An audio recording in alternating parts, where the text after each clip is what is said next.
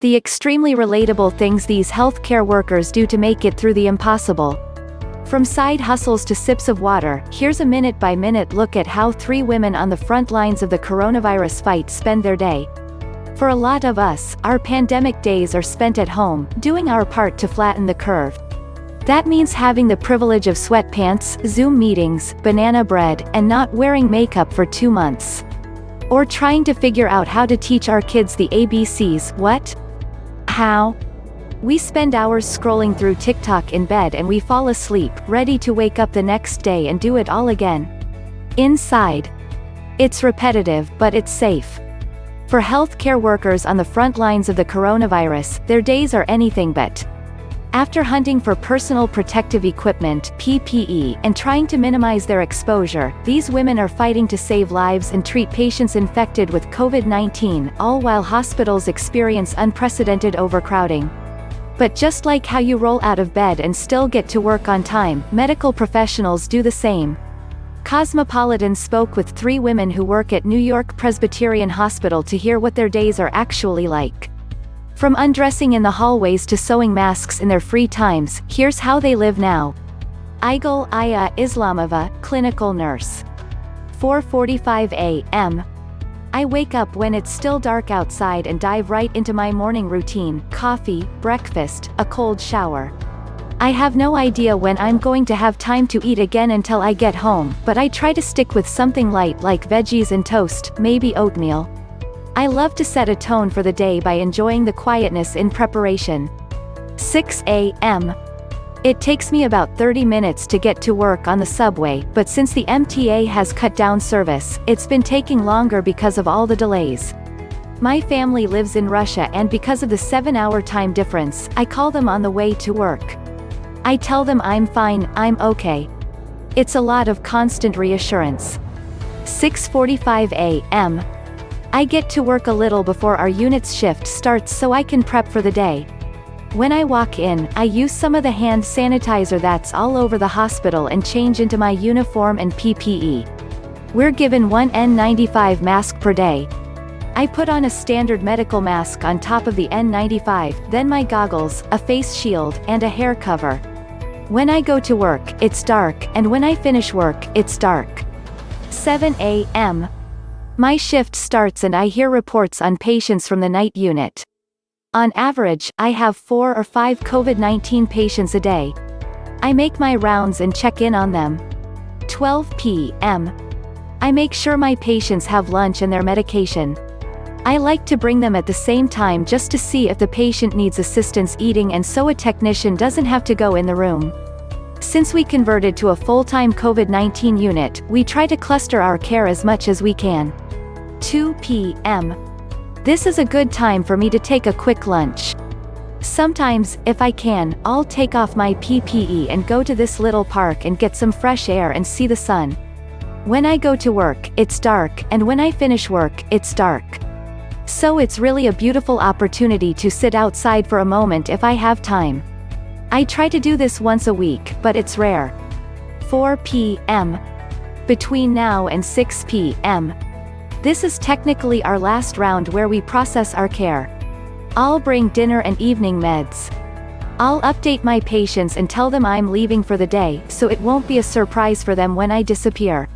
7 p.m. I start my report for the next unit of nurses coming in. If I have 5 patients and there are different nurses who will be taking care of those patients, I'll need to write reports for every new night nurse. The reports describe their condition, why the patient is here, what needs to be done next. 8:15 p.m. I just moved in with my boyfriend, who's working remotely from our apartment. So I have to disinfect everything when I get home. I take off all my commuting clothing as soon as I come into the hallway area and put them in a plastic bag, tie it up, and put it in our front closet. I run to the bathroom right away and try not to touch anything before I wash my hands. Then I'll jump in the shower. I've started washing my hair every day, which is obviously not ideal for the health of my hair, but I have to do it. I've also started moisturizing constantly to take care of my skin after hiding under all the PPE every day. After the shower, I bring all our cleaning supplies to the bathroom and sanitize the entire bathroom, the front doorknobs, and my shoes with Clorox. It all takes about half an hour. 8:45 p.m. My boyfriend and I sit down for dinner, finally. I also love to drink a comforting cup of tea with milk and honey. We talk about our days and I'll share as much as I can, but of course he worries about me. When I found out we were officially a COVID-19 unit, I was really worried and I couldn't stop crying. But now, things have settled in and I'm used to the chaos. 9:30 p.m. After dinner, I dive right into my side hustle. The off-label and masks for masks. The clothing brand, which I started before COVID-19, came out of my love of fashion and designing. First, I designed a dress for myself and then people started reaching out and requesting similar items. Now, I have a brand. But after COVID-19 started and I saw how few masks there were in the country, I started using my extra fabric to make masks for the general public. All the profits from masks for masks go to making more masks and toward necessary PPE for healthcare workers. We're also helping make sure our patients have phone chargers because so many of them come to the hospital without them. This way, they can speak to their families. 10:30 p.m.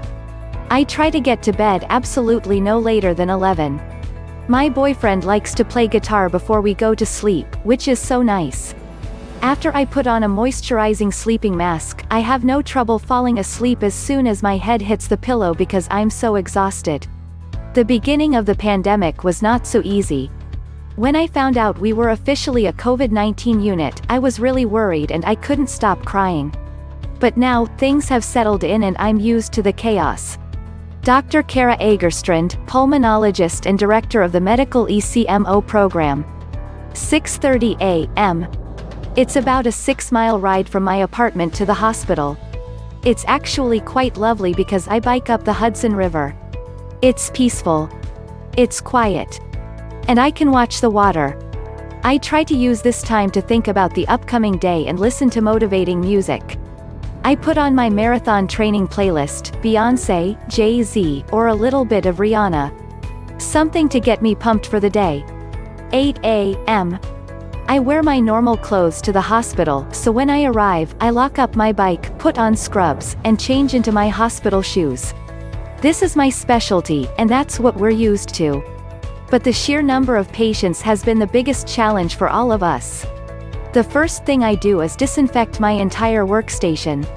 Then I start reviewing the patients I'm responsible for, looking through their medical records, and hearing about new patients who have come in overnight. I don't spend any time catching up with my coworkers' lives, there really are no other conversations these days. Everything is about COVID-19. 9 a.m. I am a pulmonary and critical care physician, and I'm the director of the medical ECMO program, which is a specialized form of life support that acts as a temporary artificial lung. Before COVID-19, I would be responsible for 12 patients in an ICU. I now oversee multiple ICUs staffed by other attending physicians, and I'll review up to 40 patients throughout the day. Whenever we hear about a sick patient who may need our support, we convene by video conference to discuss the case. There's a whole process of putting on the appropriate PPE to go in to see the patients. First, we disinfect our hands, put on gloves, put on a gown, put on several different masks, and a face shield. Once you're used to it, I'd say it takes about 5 minutes to put on. Taking it off is definitely the more stressful activity. Seeing patients is actually one of the most normal things I do. We take care of critically ill people all the time, and taking care of COVID-19 patients is the same thing. This is my specialty, and that's what we're used to, but the sheer number of patients has been the biggest challenge for us. There was a time when we were at the peak of our cases where my friends and family said I went silent for a while. I hardly noticed. 1 p.m. I try to grab a bite to eat around 1 or 1:30.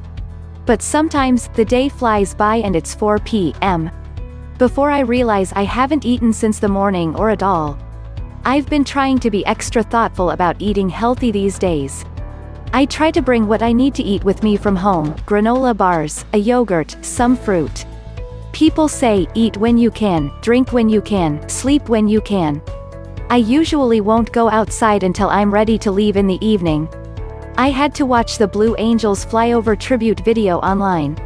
7 p.m. I live alone, so that has been a little simpler as far as worrying about who I expose. Before going home, I'll change out of my scrubs and my hospital shoes, and I'll disinfect my phone and computer before I put them in my bag. I'm very aware of how I open a door or press an elevator button. I get on my bike and ride home, which is always quite lovely. It's actually my favorite time of the day. The Hudson River is on my right and Manhattan is in front of me. It is a peaceful time to reflect on the day and think about everything that's happened.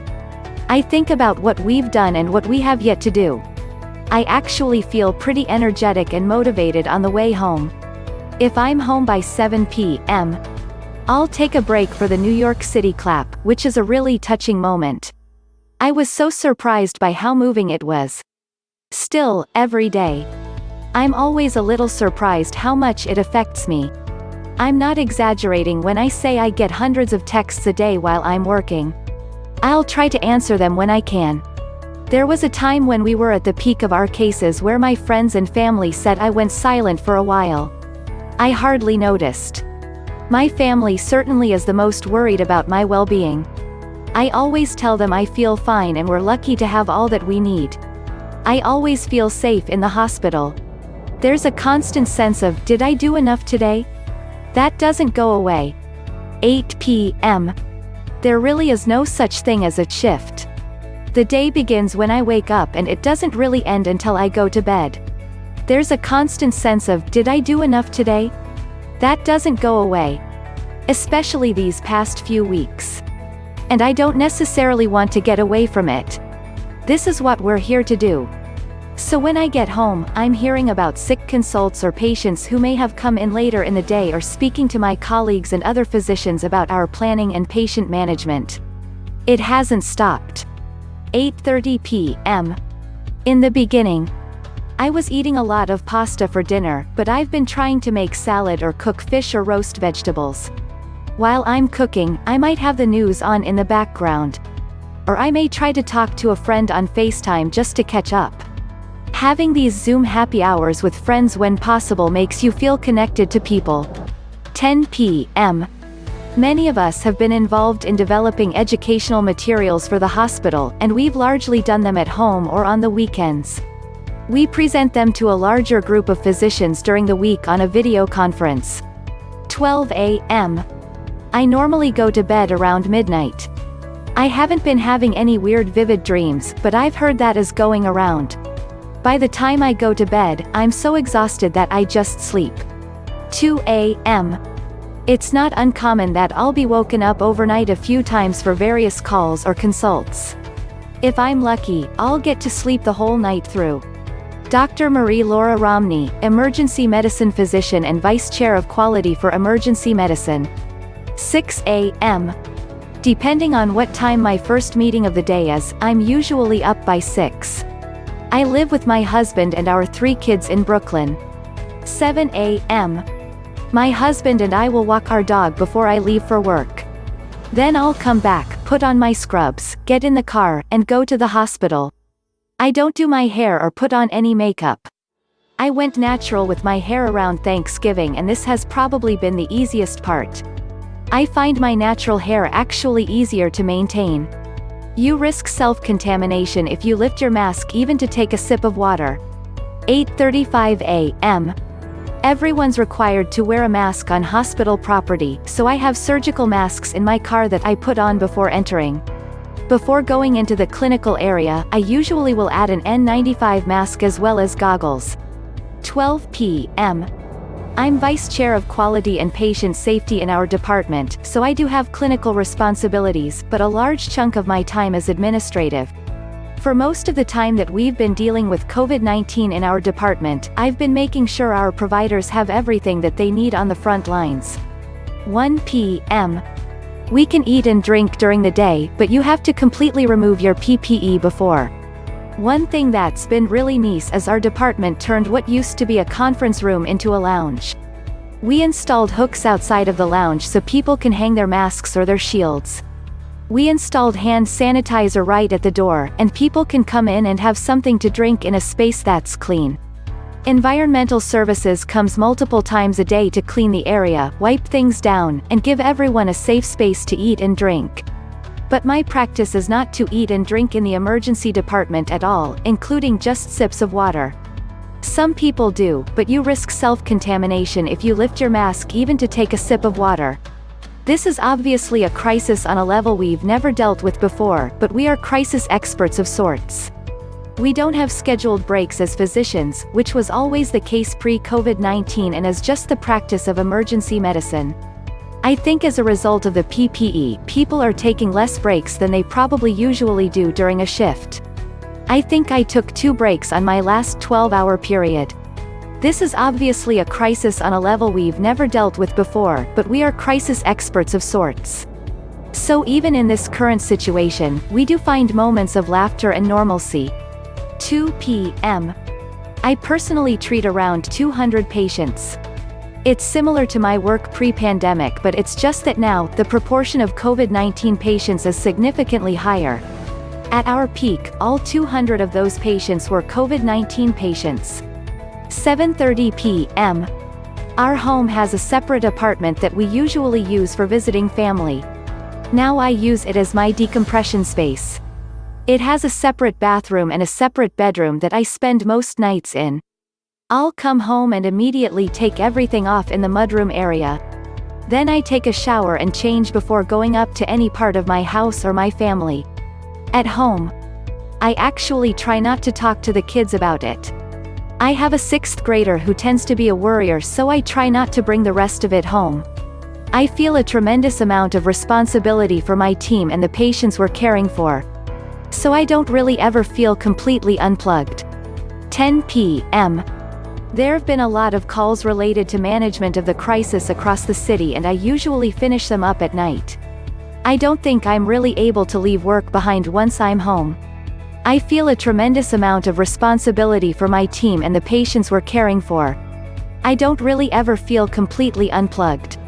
There are moments like a bike ride with my family that are a reprieve, but I never think, oh, it's the end of my day and I don't have to think about this until tomorrow morning.